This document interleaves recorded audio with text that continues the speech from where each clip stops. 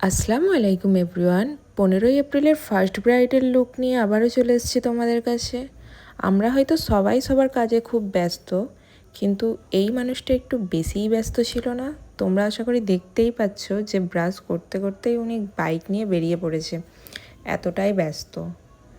আমাদের ডান্সি স্টেশনে কিছুক্ষণ দাঁড়িয়ে ট্রেন যাবার পর আমি পৌঁছে গেলাম আমার ব্রাইডের লোকেশনে। আর আমার ব্রাইড ছিল আজকে পুরো পুতুলের মতো, তোমরা দেখলেই বুঝতে পারবে।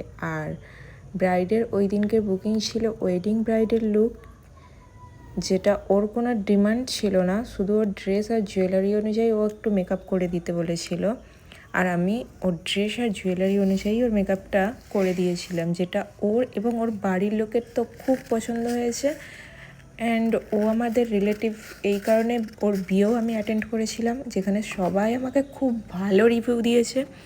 এবার তোমরা দেখো আর বলো তোমাদের এই লুকটা কেমন লাগলো। আর তোমরাও যদি তোমাদের স্পেশাল ডেতে আমাকে বুকিং করতে চাও, আমার স্ক্রিনে দেওয়া নাম্বারে আমার সঙ্গে কন্ট্যাক্ট করতে পারো।